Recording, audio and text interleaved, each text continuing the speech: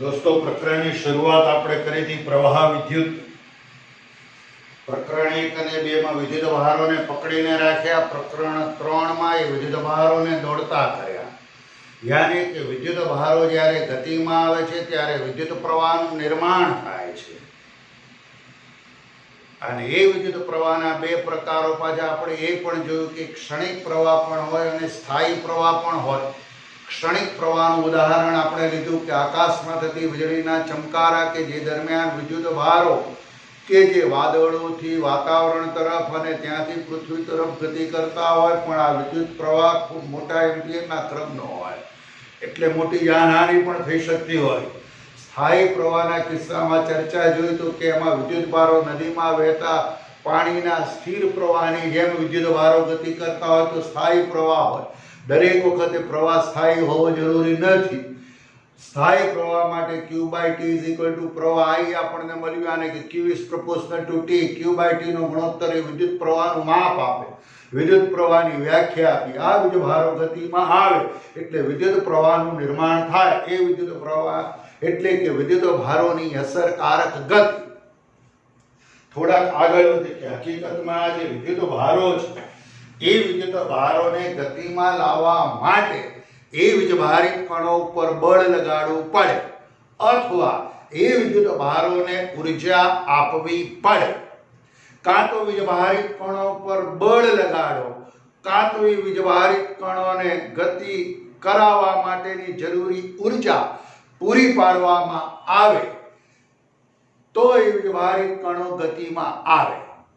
અને આ હેતુ સિદ્ધ કરવા માટે જે કઈ સંરચનાનો ઉપયોગ કરવામાં આવે છે સંરચનાને EMF ના પ્રાપ્તિ સ્થાન EMF यानी કે ઇલેક્ટ્રોમોટિવ ફોર્સ EMF નું પ્રાપ્તિ સ્થાન એવું કહે છે।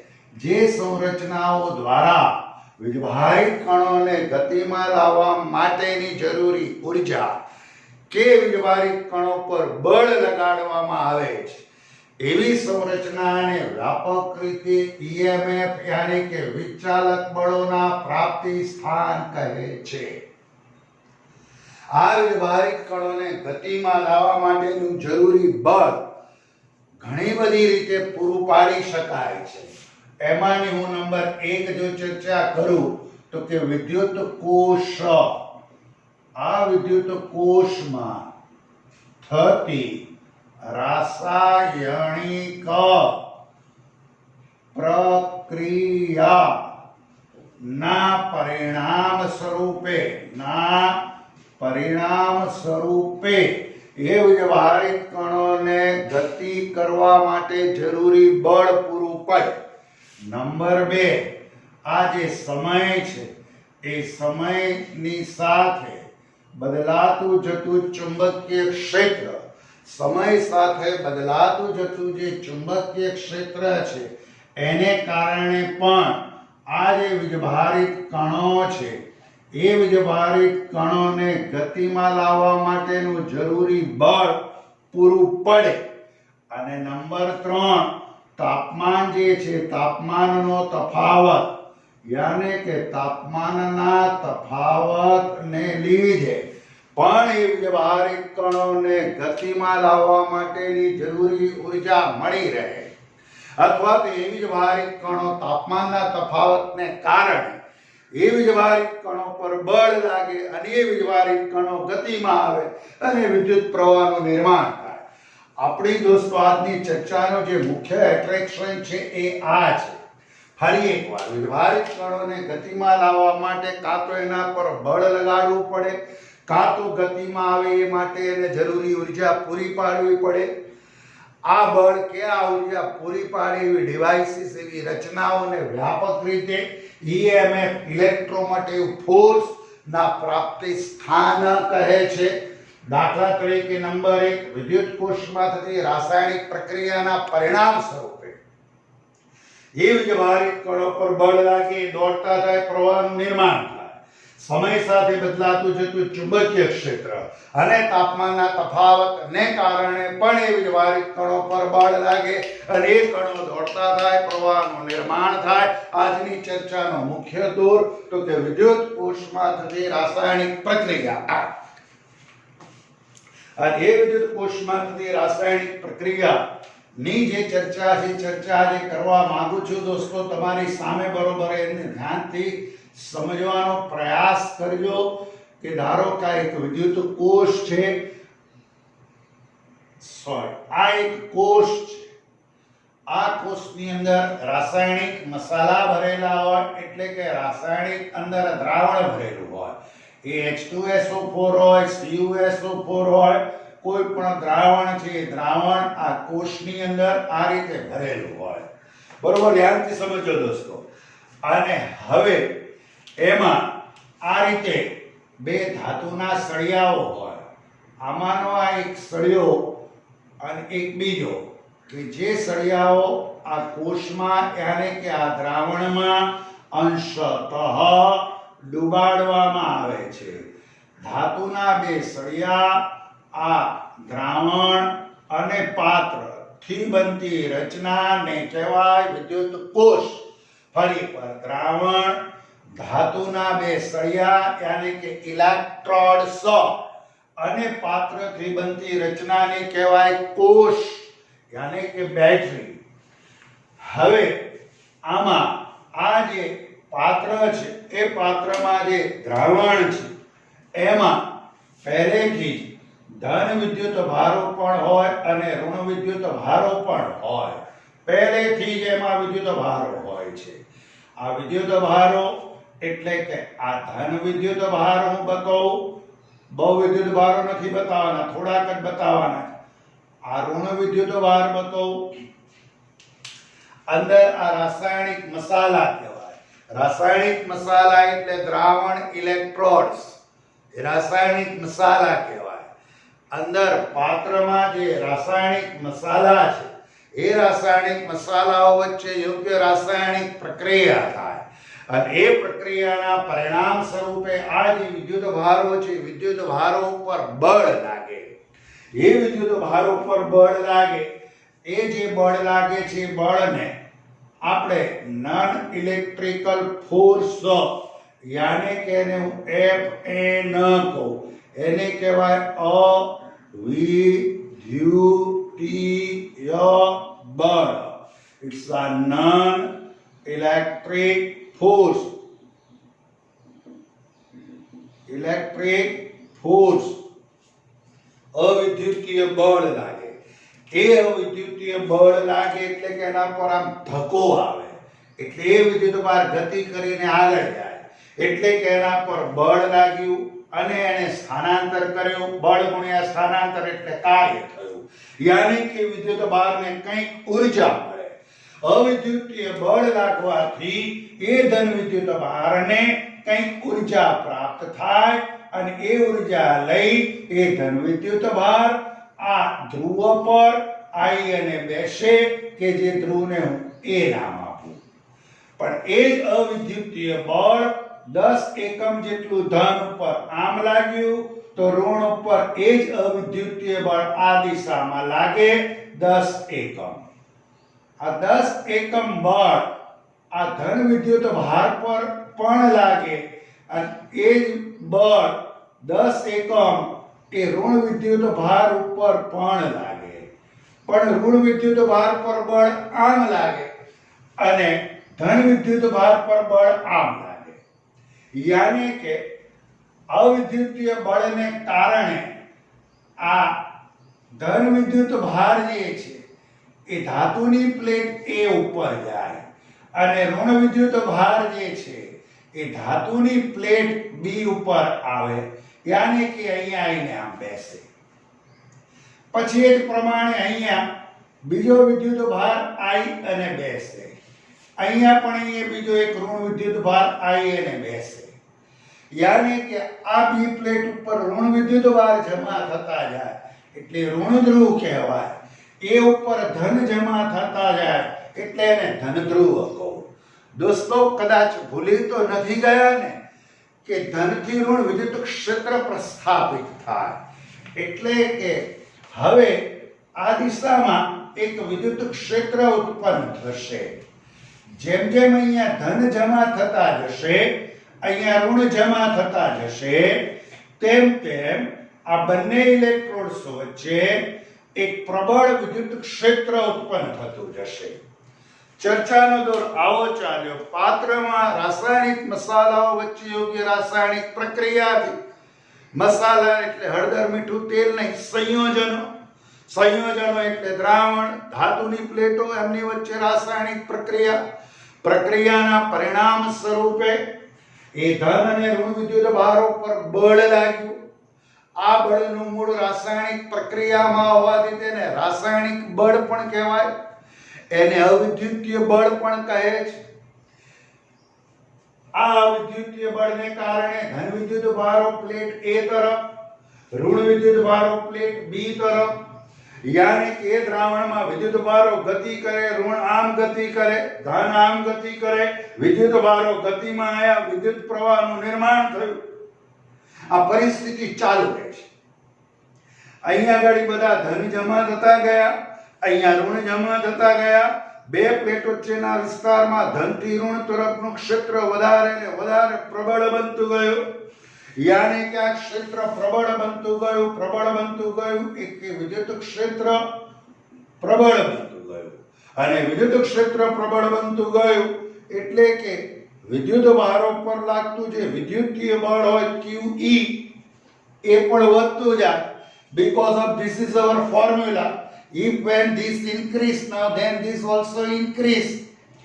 યાને કે હવે શું થાય એ સમજો. બરોબર ધ્યાનથી સમજો કે હવે એવી સ્થિતિ આવશે કે આ જે ઋણ વિદ્યુત ભાર છે, આ ઋણ વિદ્યુત ભાર પર આ દિશામાં આ જે વિદ્યુતીય બળ લાગતું હતું 10 એકમ, એટલે એ ઋણ વિદ્યુત ભાર પર આ વિદ્યુત ક્ષેત્રની વિરુદ્ધ દિશામાં બળ લાગે. અને એ બળ એટલે Fe કહું, એ પણ કેટલા એકમ? 10 એકમ. હવે આ અવિદ્યુતીય બળ આમ 10 એકમ, ક્ષેત્રની વિરુદ્ધ હવે વિદ્યુતીય બળ 10 એકમ થયું. બંને બળો સમાન મૂલ્યના અને પરસ્પર વિરુદ્ધ દિશાના થયા. આમ હવે આ ઋણ વિદ્યુત ભાર ગતિ કરતો નથી. To stop it. યાની કે હવે ઋણ વિદ્યુત ભાર પ્લેટ B પર નહીં જાય. કેમ? તો કે અવિદ્યુતીય બળ જેટલું આમ લાગતું હતું એટલું જ હવે ક્ષેત્રની વિરુદ્ધ દિશામાં ઋણ વિદ્યુતભાર પર બળ લાગે, અને એ બળ હવે 10 એકમ થઈ ગયું છે. એટલે હવે વિદ્યુતભાર B પર ન જાય. દોસ્તો, તો એવી જ વાત હું ધન માટે પણ કરી શકું કે તમે ધારો કે ધન વિદ્યુતભારની કલ્પના કરો તો એ ધન વિદ્યુતભાર પર આ દિશામાં 10 એકમ બળ અવિદ્યુતીય લાગતું હતું, એટલું જ હવે ક્ષેત્રની દિશામાં આપને ખબર છે કે ધન પર ક્ષેત્રની દિશામાં બળ લાગે. હવે એ બળ પણ હવે અહીંયા આગળ 10 એકમ થઈ ગયું. એટલે હવે ધન વિદ્યુત ભાર છે હવે અહીંયા નહીં જઈ શકે. યાની કે દ્રાવણમાં વિદ્યુત ભારોની આવન જાવન જે હતી અટકી ગઈ. To stop it. યાની કે હવે દ્રાવણમાંનો કોઈ ઋણ વિદ્યુત ભાર ન તો B પર જાય, ન તો કોઈ ધન વિદ્યુત ભાર A પર જાય. યાની કે વિદ્યુત ભારોની આવન જાવન અટકી ગઈ. યાની કે વિદ્યુત ભારો હવે ગતિ કરતા નથી. યાની કે એ ત્યારે નથી કરતા જ્યારે Fn બરાબર Fe થયું. બંને બળો સમાન મૂલ્યના થયા, પરસ્પર વિરુદ્ધ દિશાના થયા. તો એ વખતે બેટરીમાંથી વહેતો પ્રવાહ, યાની કે બેટરીમાંથી વહેતો વિદ્યુત પ્રવાહ શૂન્ય થયો. આ વિદ્યુત પ્રવાહ શૂન્ય થયો એને કહેવાય ઓપન સર્કિટ કન્ડિશન. યાની કે એને શોર્ટમાં કહેવાય OCC. સાકાર થઈ. OCC સાકાર થઈ. દોસ્તો, ધ્યાનમાં રાખવા જેવી બાબત કે ભાઈ બેટરીમાં આવતી વહેતો પ્રવાહ શૂન્ય ક્યારે થાય? તો કે જ્યારે Fn બરાબર Fe થાય ત્યારે બેટરીમાંથી વહેતો પ્રવાહ શૂન્ય થાય. અને એ ઓસીસી સાકાર થઈ એમ કહેવાય યાને કે ઓપન સર્કિટ કન્ડિશન, યાને કે હવે દ્રાવણમાં કોઈ વિદ્યુત વારો ગતિ કરતા નથી. ફરી એકવાર કહી દો દોસ્તો, બેટરીમાં યોગ્ય રાસાયણિક મસાલા, રાસાયણિક સંયોજનો વચ્ચે યોગ્ય રાસાયણિક પ્રક્રિયાના પરિણામ સ્વરૂપે ધન અને ઋણ વિદ્યુત વારો પર અવિદ્યુતીય બળ લાગ્યું. આ બળને રાસાયણિક બળ પણ કહેવાય. આ વિદ્યુતીય બળને કારણે ધન વિદ્યુત વારો A તરફ, ઋણ વિદ્યુત વારો B તરફ. અહીંયા ગાડી ધન જમા થતા ગયા, ઋણ જમા થતા ગયા. ક્ષેત્ર આ દિશામાં ધનથી ઋણ પ્રબળ બનતું ગયું. એક સ્થિતિ એવી આવે કે હવે દ્રાવણમાંના ઋણ વીજભાર માટે Fn બરાબર Fe થાય. એટલે હવે ઋણ વીજભાર B તરફ ગતિ કરતો નથી. Like that. એ જ પ્રમાણે ધન માટે 10 અને 10 ઉદાહરણ માટે આપણે પસંદ કરેલો છે, ઉદાહરણ છે, એવું નહીં કે 10 જ. એટલે કે અહીંયા ધન વીજભાર માટે પણ આપ જોઈ શકો છો તો કે Fn બરાબર Fe. હવે ધન વીજભાર એ પર જતો નથી, વિદ્યુત ભારોની આવન જાવન અટકી ગઈ. It's a stop. વિદ્યુત ભારોની ગતિ અટકી, મતલબ એવો થયો કે પ્રવાહ શૂન્ય થયો, અને પ્રવાહ જે શૂન્ય થયો એને કહેવાય open circuit condition. Open circuit condition OCC સાકાર થઈ એ ત્યારે થાય જ્યારે Fn બરાબર Fe હોય. હવે આ EMF એટલે વિચાલક બળની મારે ખાસ કરીને વાત કરવી છે દોસ્તો કે આ EMF એ છે શું? તો કે EMF કે જેની હું વ્યાખ્યા આપવા જઈ રહ્યો છું. EMF એટલે કે એની વ્યાખ્યા તો કે જો ખાલી કલ્પના કરજો, એક અહીંયા ધ્યાન આપજો બરોબર પ્લીઝ જોજો કે ધારો કે આ ધન વિદ્યુત ભાર અહીંયા હોય. હવે એ ધન વિદ્યુત ભાર જે છે ધારો કે અહીંયા છે, કલ્પના કરો, શરૂઆતની વાત કરું છું, શરૂઆત. તો એ ધન વિદ્યુત ભાર છે ક્યાં? તો કે બેટરીના ઋણ ધ્રુવ પર, એટલે કે ત્યાં એની નજીક છે. તો એ ધન વિદ્યુત ભારને ઋણથી ધન ધ્રુવ તરફ ધકેલે કોણ? તો કે આ અવિદ્યુતીય બળ ધકેલવાનું કામ કરે. એટલે કે આ ધન વિદ્યુત ભાર જ્યારે ઋણ ધ્રુવ પાસે હોય ત્યારે એને ધન ધ્રુવ તરફ ધકેલવાનું કામ આ અવિદ્યુતીય બળ કરે. એટલે કે અવિદ્યુતીય બળ દ્વારા એને કંઈક ઊર્જા પ્રાપ્ત થાય. હવે વિદ્યુત ભાર અહીંયા આવીને જ્યારે બેસે ત્યારે એના ખિસ્સા તમે ચેક કરો તો એના ખિસ્સામાં કંઈક ઊર્જા હોય. કંઈક શું હોય? ઊર્જા. એને કહેવાય બેટરીનું વિચાલક બળ, EMF. એટલે વ્યાખ્યા આવી અપાય, 1 કુલમ ધન વિદ્યુત ભાર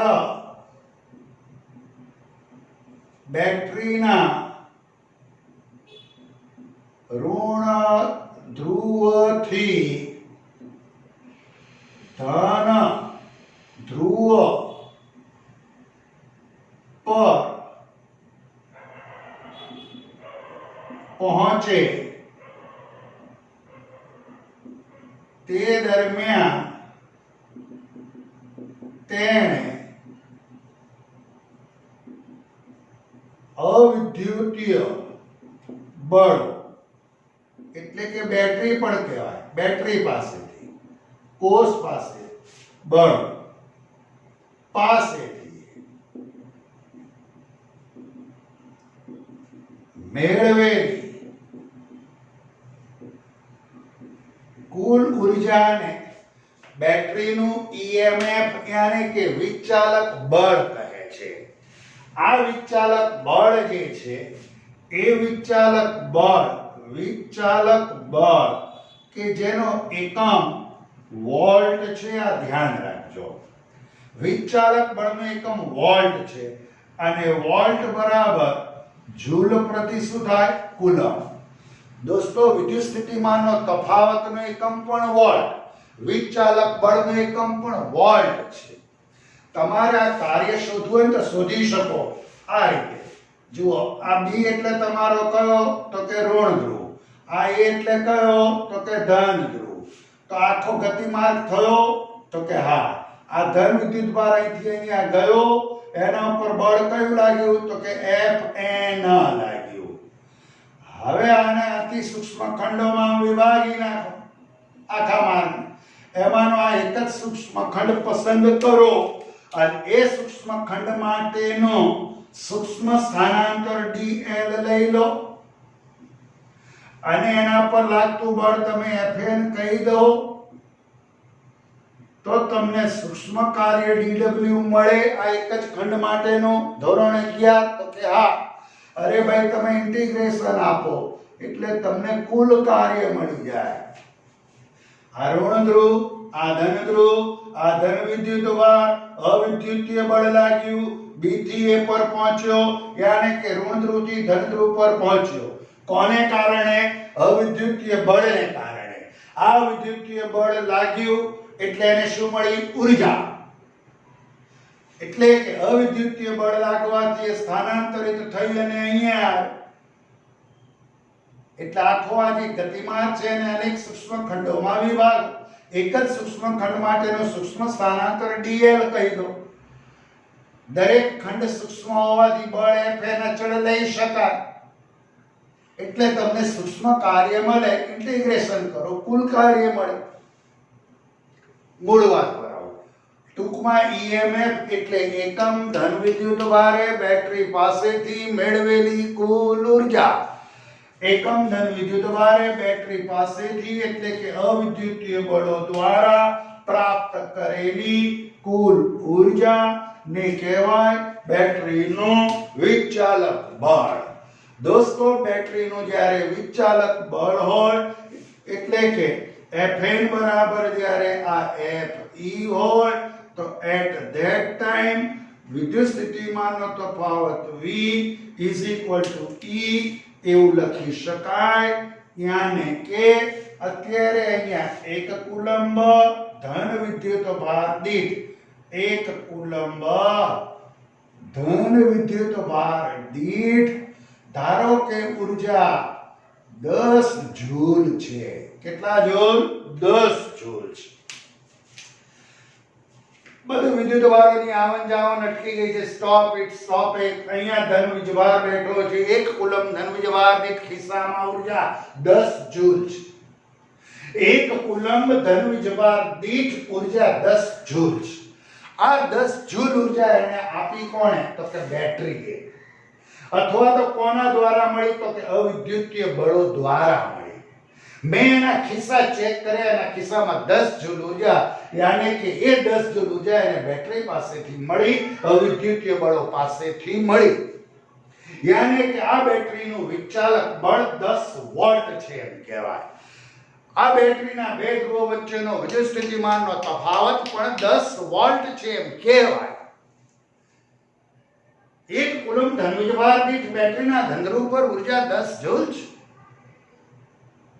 તો એ વખત એનું વિચાલક બળ 10 વોલ્ટ છે એમ કહેવાય એ વખત એનું જે વિચાલક બળ છે એ જ એના વોલ્ટેજ યાને કે વિદ્યુત સ્થિતિમાનનો તફાવત પણ કહેવાય વાત હજી કંઈક રસપ્રદ છે દોસ્તો અને રસપ્રદ ન હોય તો બનાવી છે વાત અહીંથી અટકતી નથી હવે તમે શું કરશો તો કે હવે આપણે એ કરીશું કે આ જે વિદ્યુતભારો અહીંયા ઊર્જા લઈને બેઠા છે ધન વિદ્યુતભારો ખિસ્સામાં આટલી ઊર્જા છે હવે એની સાથે એક વાહક તાર કરો ધારો કે હું એમ કહું દોસ્તો સમજો બરોબર કે ભાઈ આ ધન ધ્રુવ છે this is the positive this is the negative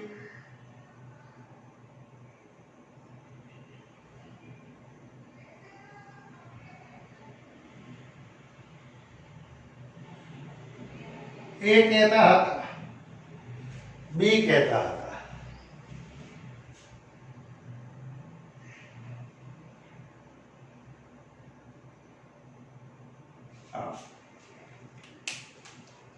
અહીંયાથી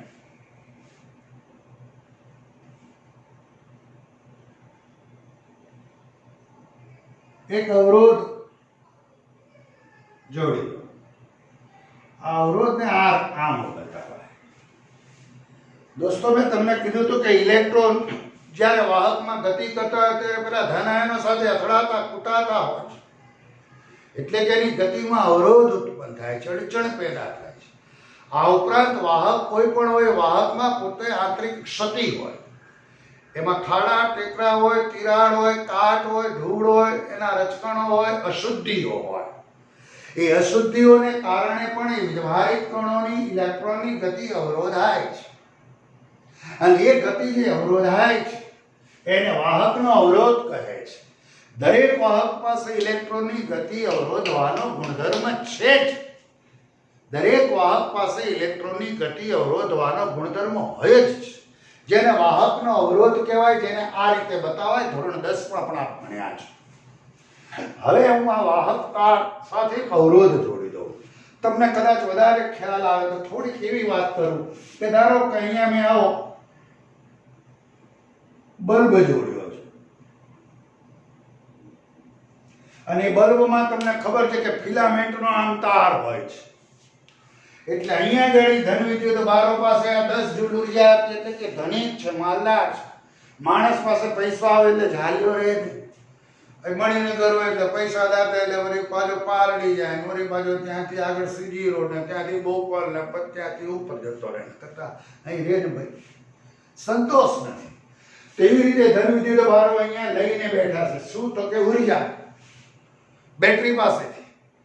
ઋણ વીજભાર પાસે પણ હોય, પણ આપણે ધનના સંદર્ભમાં જ ચર્ચાઓ કરવાની છે, ઋણના સંદર્ભમાં નહીં. હકીકત તો વાતો ઋણ માટે હોય, પણ આપણે ધનના સંદર્ભમાં જ ચર્ચાઓ કરીએ છીએ.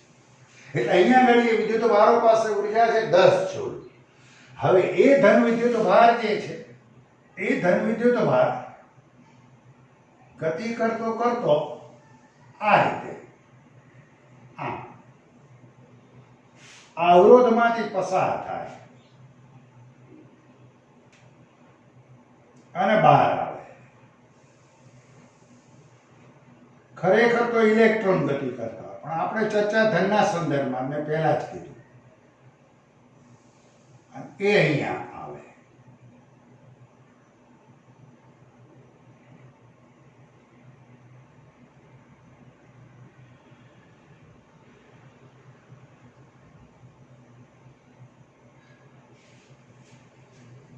એટલે એની પાસે જે 10 જૂલ ઉર્જા હતી કે જે બેટરી પાસેથી એને મળી હતી, એ ઉર્જાનો થોડો ભાગ, થોડોક નહીં આમ તો લગભગ મોટા ભાગની બધી જ ઉર્જા આ બલ્બમાંથી એટલે કે અવરોધમાંથી પસાર થતી વેળાએ ખર્ચી નાખે છે.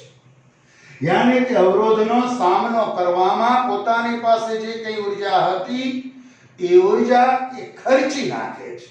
કે જે ઉર્જા એને બેટરી પાસેથી મળી હતી, અવિદ્યુતીય બળો પાસેથી પ્રાપ્ત થઈ હતી, એ ઉર્જા અવરોધનો સામનો કરવામાં ખર્ચે છે.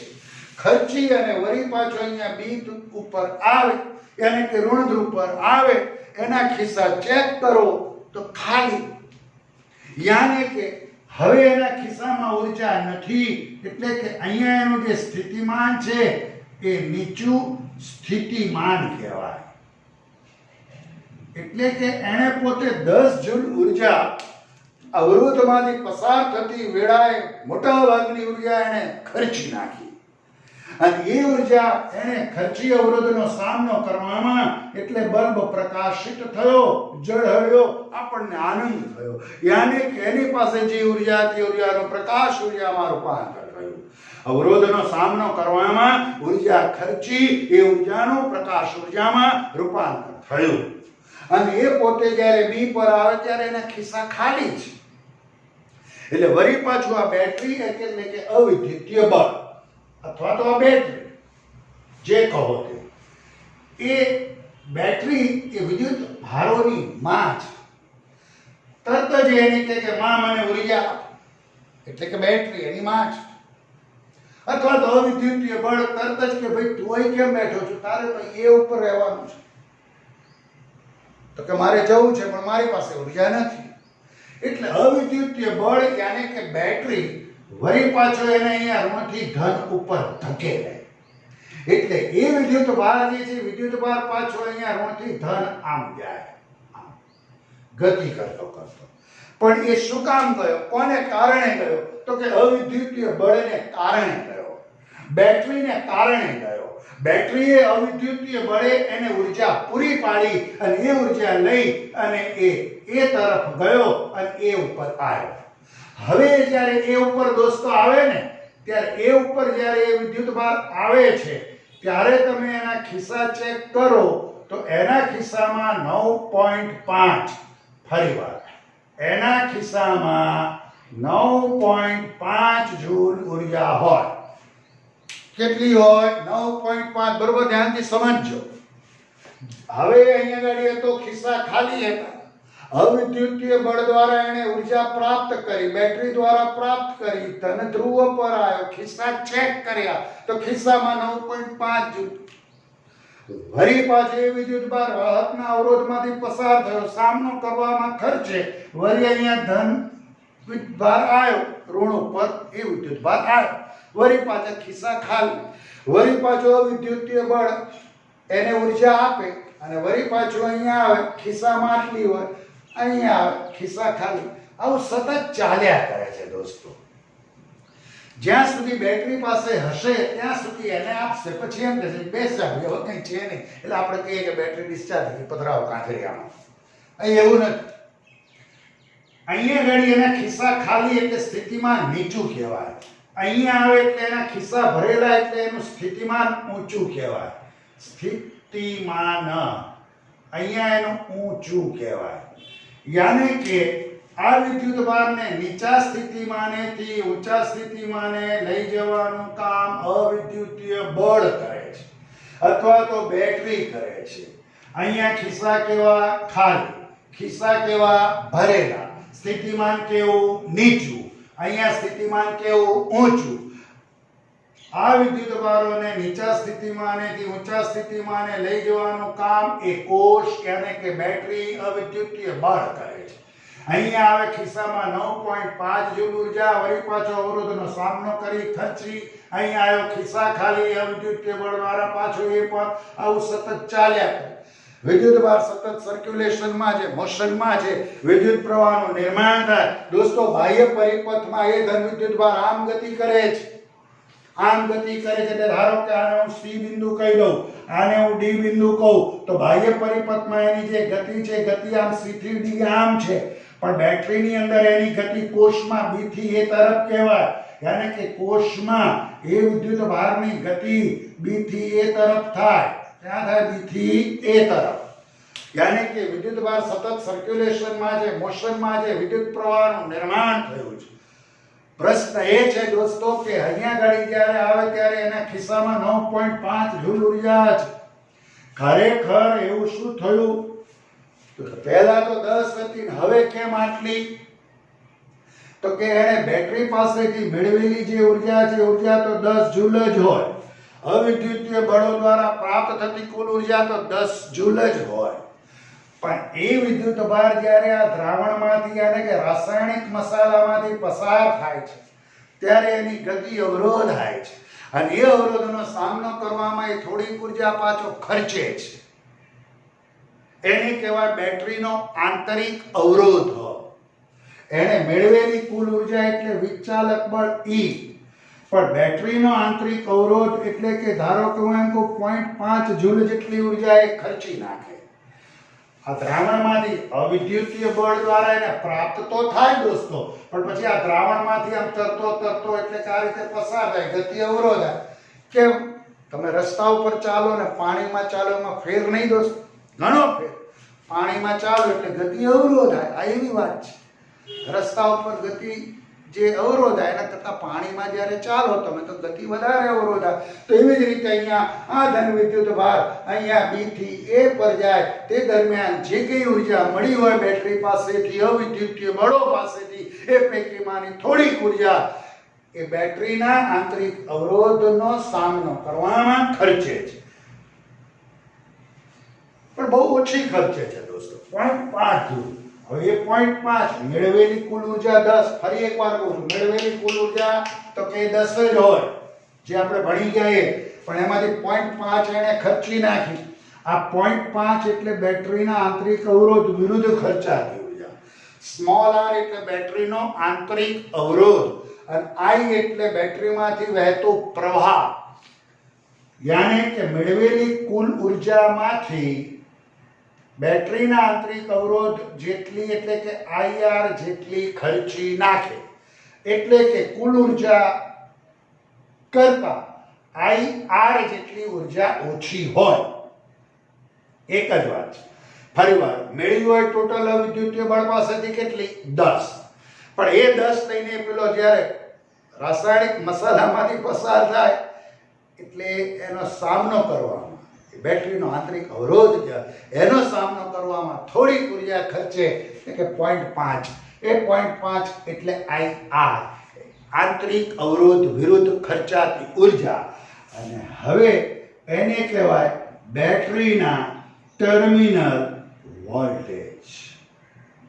9.5 આ જે જવાબ આવ્યો એને કહેવાય બેટરીના ટર્મિનલ વોલ્ટેજ, એટલે કે 1 કુલંબ ધન વિદ્યુત ભારે બેટરી પાસેથી મેળવેલી ચોખ્ખી ઉર્જા. આ V એટલે ટર્મિનલ વોલ્ટેજ, બેટરીના બે ધ્રુવો વચ્ચેનો વિદ્યુત સ્થિતિમાનનો તફાવત. પ્રવાહ જ્યારે વહેતો હોય ને સતત ચાલુ હોય ત્યારે બેટરીના ટર્મિનલ વોલ્ટેજ કહેવાય. અને એ ટર્મિનલ વોલ્ટેજ એટલે 1 કુલંબ ધન વિદ્યુતભારે બેટરી પાસેથી મેળવેલી ચોખ્ખી ઉર્જા એ 9.5. આ E એટલે કે મેળવેલી કુલ ઉર્જા ઓછા IR આંતરિક અવરોધ વિરુદ્ધ ખર્ચાતી ઉર્જા. આંતરિક અવરોધ વિરુદ્ધ ખર્ચાતી ઉર્જા. તો એનો મતલબ એ થયો કે જ્યારે પ્રવાહ ચાલુ હોય ત્યારે, શું બોલ્યો દોસ્તો?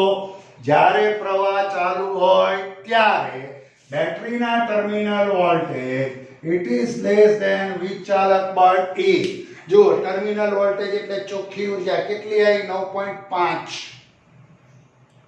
વિચાલક બળ તો કેટલું હતું? 10. ફરીવાર મેળવેલી કુલ ઉર્જા 10, આંતરિક અવરોધ વિરુદ્ધ ખર્ચાતી ઉર્જા 0.5. 10 ઓછા 0.5 એટલે 9.5. એને કહેવાય મેળવેલી ચોખ્ખી ઉર્જા. એ જ ટર્મિનલ વોલ્ટેજ, અને એ terminal voltage it is less than E. પણ જ્યારે F બરાબર Fe હોય ત્યારે this equal to this. But જ્યારે પ્રવાહ વહેતો હોય, પ્રવાહ ચાલુ હોય ત્યારે V is less than E.